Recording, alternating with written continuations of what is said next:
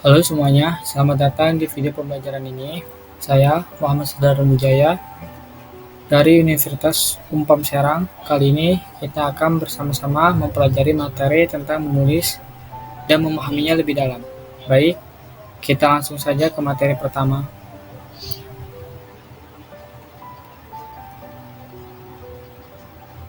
Menulis bukan hanya sekedar membuat huruf dan kata, tetapi juga keterampilan penting yang dapat meningkatkan kemampuan berpikir dan berkomunikasi. Di sini ada pengertian menulis, ada bentuk dari menulis, ada juga manfaat dari menulis. Definisi menulis yaitu adalah kegiatan menciptakan karya tulis secara tertulis yang berisi pemikiran dan ide yang ingin disampaikan kepada pembaca. Bentuk dari menulis itu sendiri dapat dilakukan dalam berbagai macam bentuk, seperti cerita, opini, atau karya ilmiah. Manfaat dari menulis yaitu dapat berguna untuk mengembangkan kemampuan berpikir kritis, meningkatkan kreativitas, dan mengasah kemampuan berkomunikasi.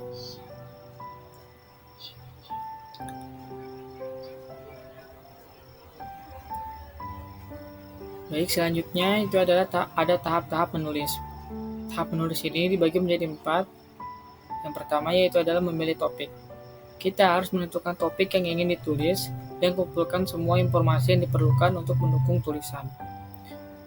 Yang kedua itu ada merencanakan tulisan. Buat kerangka tulisan dengan susunan yang jelas dan logis. Yang ketiga yaitu adalah menulis dengan ringkas. Tulisan kata-kata efektif dan ringkas untuk menjaga fokus membaca. Dan yang terakhir yaitu adalah organisir tulisan ke dalam bagian-bagian yang berbeda, mulai dari pengantar hingga penutup.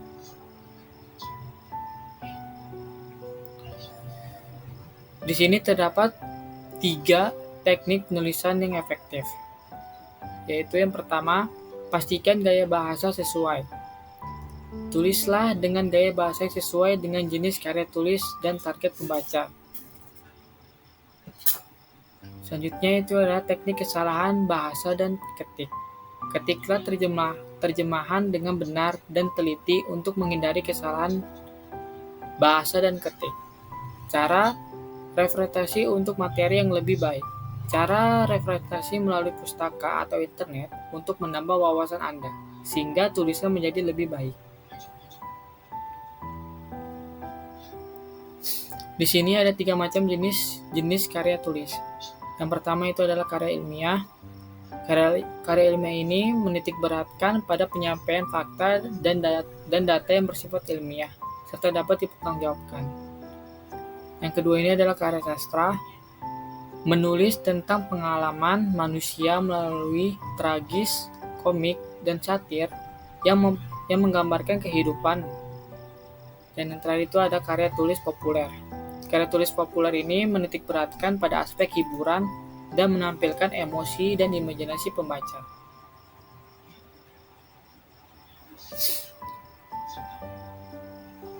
Di sini karya ilmiah biasanya berisi tentang pendahuluan, isi dari karya ilmiah tersebut, dan juga penutup.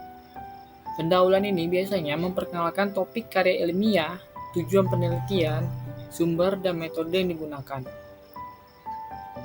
Dan yang kedua ini, isi dari karya ilmiah biasanya menjelaskan kelompok data, teori, hasil, dan analisa. Dan di penutup itu biasanya berisi tentang kesimpulan, penelitian, saran, dan rekomendasi.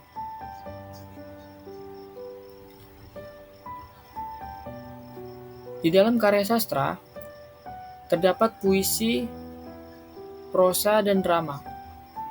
Puisi itu adalah jenis menyajikan kalimat-kalimat yang indah dan bertali-tali yang dapat mengekspresikan emosi, perasaan, dan pemikiran seseorang dalam bahasa yang indah. Sedangkan prosa itu adalah tulisan naratif dengan latar belakang real maupun imajinatif yang diorganisasikan menjadi paragraf. Dan yang terakhir itu adalah drama. Drama ini menuliskan tentang kisah dalam bentuk dialog yang biasanya dipentaskan.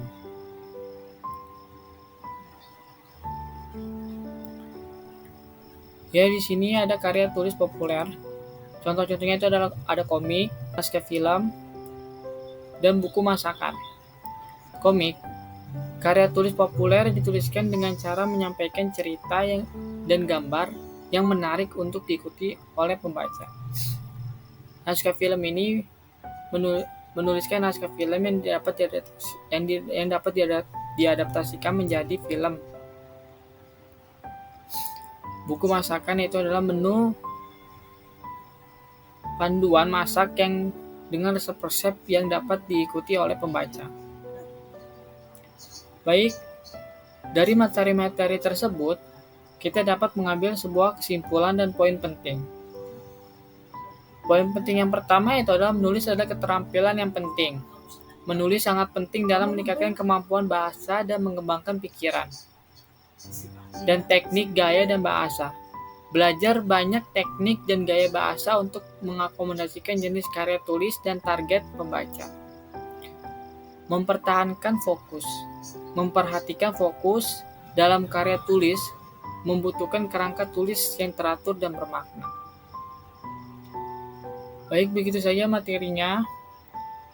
Kita akhiri. Terima kasih teman-teman atas waktu dan perhatiannya dalam mengikuti video pembelajaran ini. Saya berharap video ini dapat memberikan wawasan tambahan dan memperkaya pemahaman kita tentang menulis. Sampai jumpa.